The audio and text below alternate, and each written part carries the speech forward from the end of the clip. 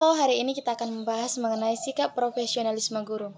Sebelum membahas lebih jauh, perkenalkan nama saya Miranda Pratiwi Buru Sembiring, NPM 1805030051, kelas 2A32 Prodi PGSD dari Universitas Quality. Yang pertama, kita akan membahas pengertian sifat-sifat profesionalisme guru. Profesional adalah pekerjaan atau kegiatan yang dilakukan oleh seseorang dan menjadi sumber penghasilan kehidupan yang memerlukan keahlian, kemahiran, ataupun kecakapan yang memiliki standar mutu atau norma tertentu, serta memerlukan pendidikan profesi. Pekerjaan yang bersifat profesional adalah pekerjaan yang hanya dapat dilakukan oleh mereka yang khusus dipersiapkan untuk itu dan bukan pekerjaan yang dilakukan oleh mereka karena tidak dapat memperoleh pekerjaan lain. Nah, menurut para ahli, profesionalisme menekankan kepada penguasaan ilmu pengetahuan ataupun kemampuan manajemen beserta strategi penerapannya. Mister mengemukakan bahwa profesionalisme bukan sekedar pengetahuan teknologi dan manajemen, tetapi lebih merupakan sikap pengembangan profesionalisme lebih dari seorang teknisi bukan hanya memiliki keterampilan yang tinggi, tetapi memiliki suatu tingkah laku yang dipersyaratkan. Yang kedua, kita akan membahas mengenai sasaran sikap profesionalis guru. 1. Sikap guru terhadap peserta didik. Guru dalam mendidik seharusnya tidak hanya mengutamakan pengetahuan atau perkembangan intelektual saja, tetapi juga harus memperhatikan perkembangan seluruh pribadi peserta didik, baik jasmani, rohani, sosial, maupun spiritual dan emosionalnya sesuai dengan hakikat pendidikan. Hal ini dimaksudkan agar peserta didik pada akhirnya dapat menjadi manusia yang mampu menghadapi tantangan-tantangan dalam kehidupan sebagai manusia dewasa. Dalam Sumpah atau Janji Guru Indonesia dengan jelas dituliskan bahwa guru berbakti membimbing peserta didik untuk membentuk manusia seutuhnya yang berjiwa Pancasila. Dasar ini mengandung beberapa prinsip yang harus dipahami oleh seorang guru dalam menjalankan tugasnya sehari-hari, yakni tujuan pendidikan nasional, prinsip membimbing, dan prinsip pembentukan manusia seutuhnya. Yang kedua, sikap guru terhadap pimpinan. Sebagai salah seorang anggota organisasi, baik organisasi guru maupun organisasi yang lebih besar, guru akan selalu berada dalam bimbingan dan pengawasan pihak atasan. Dari organisasi guru, ada strata kepemimpinan mulai dari pengurus cabang, daerah, sampai pusat.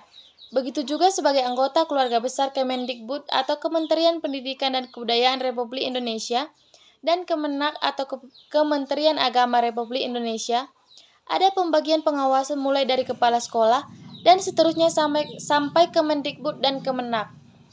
Yang ketiga, sikap guru terhadap teman sejawat.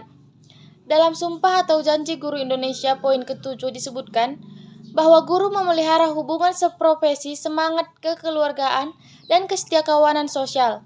Ini berarti bahwa guru hendaknya menciptakan dan memelihara hubungan sesama guru dalam lingkungan kerjanya, serta guru hendaknya menciptakan dan memelihara semangat kekeluargaan dan kesetiakawanan sosial di dalam dan di luar lingkungan kerjanya.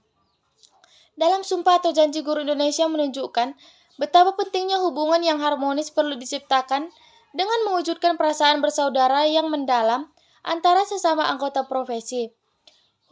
Hubungan sesama anggota profesi dapat dilihat dari dua segi, yakni hubungan formal dan hubungan kekeluargaan. Yang keempat, sikap guru terhadap pekerjaan.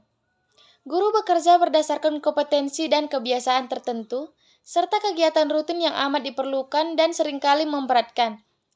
Jika kegiatan tersebut tidak dikerjakan, maka bisa mengurangi atau merusak keefektifan guru pada semua peranannya. Di samping itu, jika kegiatan rutin tersebut tidak disukai atau dibenci, bisa merubah dan merusak sikap umumnya terhadap pembelajaran. Sebagai contoh, dalam setiap kegiatan pembelajaran guru harus membuat silabus dan RPP secara tertulis. Jika guru membenci atau tidak menyenangi tugas ini, akan merusak keefektifan pembelajaran. Nah, untuk meningkatkan mutu profesi secara sendiri-sendiri, guru dapat melakukannya secara formal maupun informal. Secara formal, artinya guru mengikuti berbagai kependidikan lanjutan atau kursus yang sesuai dengan bidang tugas, keinginan, waktu, dan kemampuannya.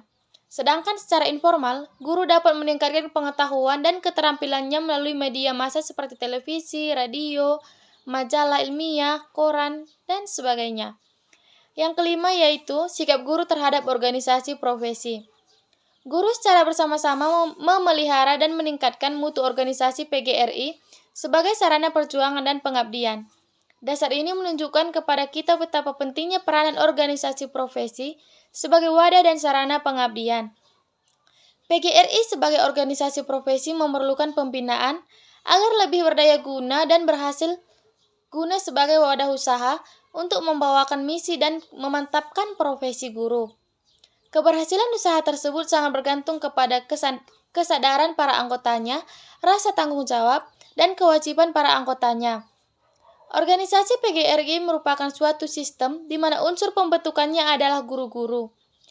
Perkembangan kebebasan berorganisasi pasca reformasi turut mempengaruhi munculnya organisasi profesi, termasuk dalam bidang pendidikan dan profesi guru.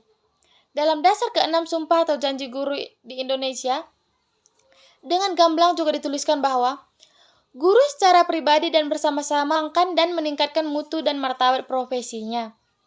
Yang keenam, sikap guru terhadap perundang-undangan. Pada butir ke-9 Sumpah Janji Guru Indonesia disebutkan bahwa guru melaksanakan segala kebijaksanaan pemerintah dalam bidang pendidikan.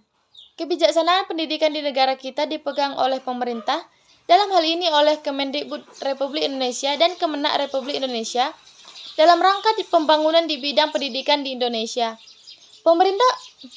Pemerintah mengeluarkan ketentuan-ketentuan dan peraturan-peraturan yang merupakan kebijaksanaan yang akan dilaksanakan oleh aparaturnya yang meliputi antara lain pembangunan gedung-gedung pendidikan, pemerataan kesempatan belajar antara lain dengan melalui kewajiban belajar, peningkatan mutu pendidikan, pembinaan generasi muda dengan menggiatkan kegiatan Karang Taruna, dan lain-lain.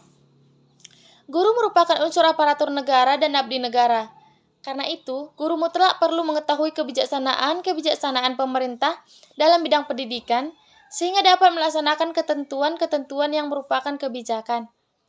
Kebijakan pemerintah dalam bidang pendidikan ialah segala peraturan-peraturan pelaksanaan, baik yang dikeluarkan oleh pemerintah pusat maupun daerah, dalam rangka pembinaan pendidikan di negara. Yang ketujuh, sikap guru terhadap lingkungan kerja.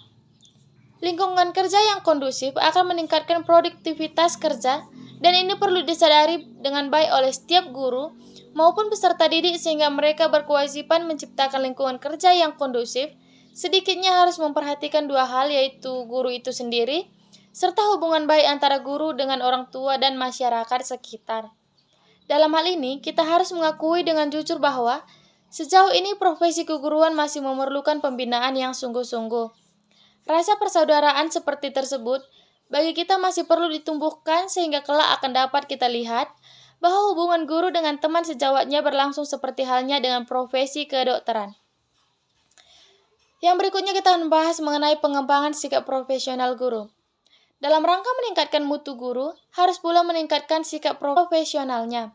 Ini jelas berarti bahwa ketujuh sasaran penyikapan yang telah dibahas selalu dipupuk dan dikembangkan.